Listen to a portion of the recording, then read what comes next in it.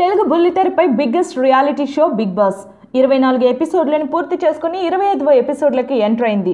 ఈ రోజు జరిగిన బిగ్ బాస్లో సింగర్ కల్పన హౌస్లో మర్యాదలు లేకుండా వ్యవహరిస్తున్నారని, అరచి మరీ మాట్లాడుతున్నారని, మహేష్ కత్తికి ఇలా చేయడం కరెక్ట్ కాదని హరితేజ నవ్వుతున్న సమయంలో అనడంతో కల్పన హరితేజ మధ్య వివాదం రేగింది. మీరు మహేష్ కత్తిని అనాలంటే డైరెక్ట్గా అనమని, తనను మధ్యలోకి లాగొద్దని హరితేజ కల్పనపై సీరియస్ అయ్యింది.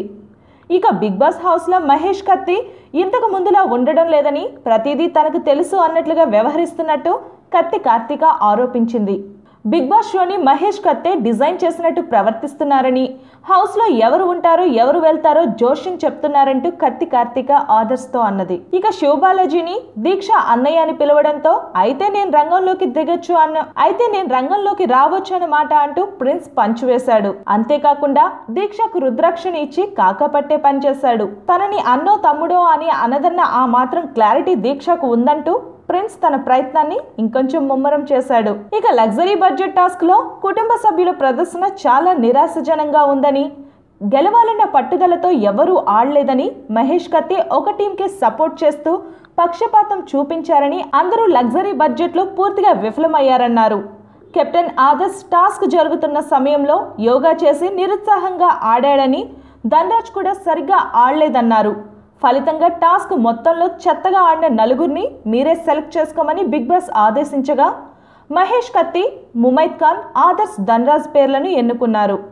ఈ నలుగురికి శిక్షగా షూ పాలిష్, బట్టలు ఉతకడం ఇచ్చారు బిగ్ బాస్. ఈ శిక్షలు సక్రమంగా అమలయ్యేలా చూడాలంటూ కెప్టెన్ను ఆదేశించడంతో నలుగురిలో ముమైత్, ధనరాజులు షూ పాలిష్ చేస్తుండగా మహేష్ కత్తి, ఆదర్శులు బట్టలు ఉతికేందుకు ఫిక్స్ అయ్యి రంగంలోకి దిగారు. ఇక సమీర్ బిగ్ బాస్ హౌస్ ను వీడుతూ మహేష్ బాంబ్ శిక్ష వ్యవధి ముగిసిందని, అతడికి నేలపై కాకుండా పైన కూర్చోవచ్చన్నారు. మరోవైపు బిగ్ బాస్ టాస్క్ లో గెలిచిన శివబాలాజీ టీమ్ కి లగ్జరీ బడ్జెట్ ను గెలుచుకోవడం కోసం మరో టాస్క్ ఇచ్చారు. దీన్ని శివబాలాజీ, హరితేజలు ఆడి లగ్జరీ బడ్జెట్ లో భాగంగా కొన్ని వస్తువులను గెలుచుకున్నారు. ముళ్ళకిరీటం టాస్క్ లో ఘోరంగా విఫలంగా కావడానికి గేమ్ లో ఇచ్చిన ఇన్స్ట్రక్షన్స్ ని మనం సరిగ్గా ఫాలో కావడం లేదంటూ ఒకరినొకరు నిందించుకున్నారు. గేమ్ స్టార్ట్ అవుతుందని తెలిసి సిగరెట్ తాగడం కోసం వెళ్లారని, అందుకే ఆ టీం ఓడిపోయిందని, సీరియస్నెస్ లేదంటూ ఓడిపోయారని హరితేజ ఆరోపించింది.